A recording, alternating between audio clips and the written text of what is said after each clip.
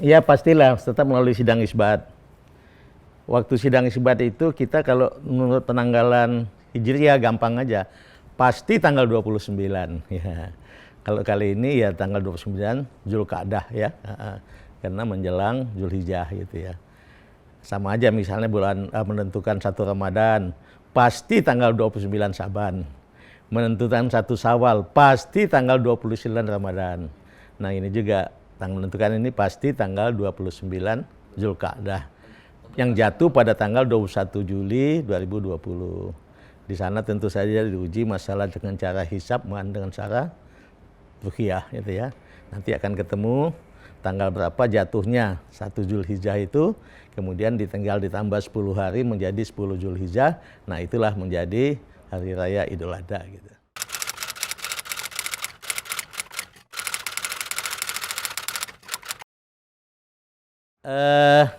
Menteri Agama telah mengeluarkan surat edaran untuk pelaksanaan dua, satu sholat Idul Adhanya, kedua untuk kurbannya.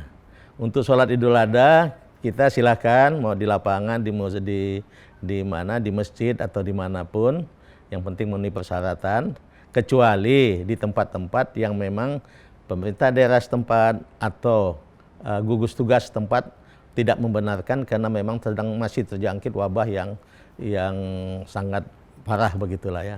Tapi kalau terlepas dari itu semuanya boleh. Dengan beberapa catatan harus menaati protokol-protokol kesehatan yang telah kita tetapkan. Nah, begitu juga nanti masalah kurban gitu. Ya, kalau tanda sholat antara lain satu, sebelum sholat tempatnya itu harus dibersihkan, dilakukan disinfektan lah begitu ya. Kemudian diusahakan gate masuknya terbatas, mungkin 1 atau 2, sehingga pada saat masuk bisa dicek suhunya gitu ya. Kemudian dianjurkan kepada yang anak-anak ataupun pada orang tua yang rentan, apalagi punya penyakit bawaan yang rentan untuk penularan, jangan mengikut sholat Idul Adha karena akan mudah tertular atau menularkan ke orang lain. Kemudian banyak hal-hal lain yang agak teknis, misalnya bawa sajadah masing-masing, berangkat dari rumah sudah pakai masker, kemudian juga betul-betul bawa sajadah juga masing-masing tadi saya katakan, kemudian betul-betul yakin kita sehat gitu ya. Kalau tidak sehat jangan sebaiknya gitu ya. Dan banyak aturan-aturan yang harus kita lakukan, termasuk sebelum masuk ya harus dicek dulu suhunya. Kalau suhunya di atas 37,5 derajat Celcius dan dicek 2-3 kali masih seperti itu dalam jarak 5 menit, maka dia tidak dibolehkan untuk masuk ke dalam. Jadi banyak hal yang kita lakukan, yang kita garis bawahi. Hampir sama dengan sholat jamaah yang lalu. Antara lain jangan bersalaman, jangan cipika-cipiki, kemudian usahakan sholat dan khotbahnya tidak usah panjang-panjang, tetapi tetap memenuhi rukun agama begitu. Ada satu hal yang saya lupa. Biasanya kalau sholat kan ada selalu kotak sumbangan itu. Nah itu jangan. Jangan ada kotak sumbangan yang kemudian orang pindah-pindah ngangkat itu jangan.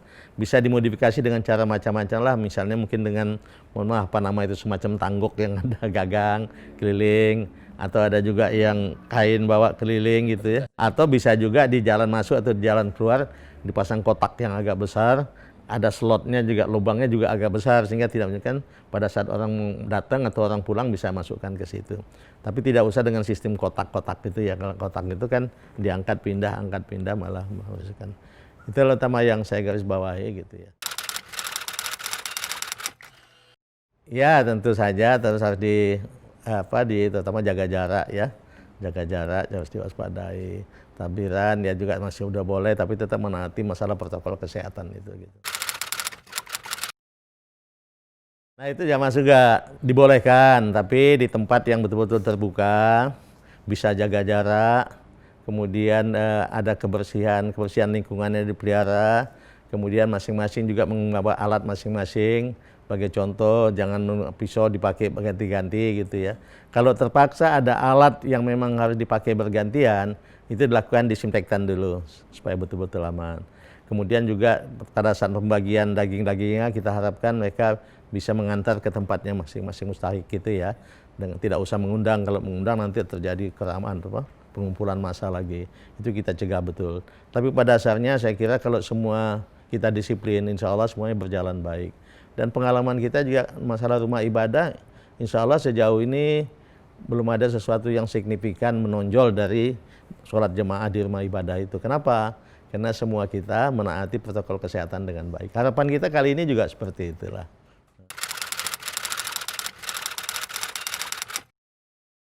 Ya kembali tadi harus yakin sekali bahwa dia mampu menerapkan protokol kesehatan dengan baik ya.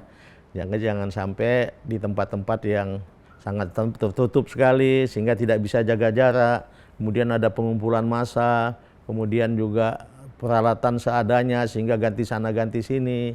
Orangnya tidak memakai, kita harapkan kan dia memakai lengan panjang, tetap memakai masker gitu ya. Atau kalau tidak pakai masker, masker muka itu kan, sehingga betul-betul bisa melaksanakan tugasnya dengan baik.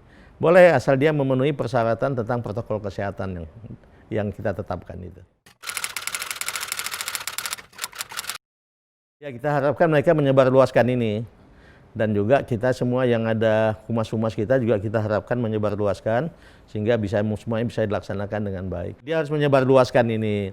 Kita punya penyuluh agama banyak, semua penyuluh agama kita minta juga penyuluh, KUA, betul-betul aktif untuk menyebarluaskan aturan ini sehingga semua bisa jalan dengan baik, ibadah berjalan baik dan kita terhindar dari penularan COVID-19.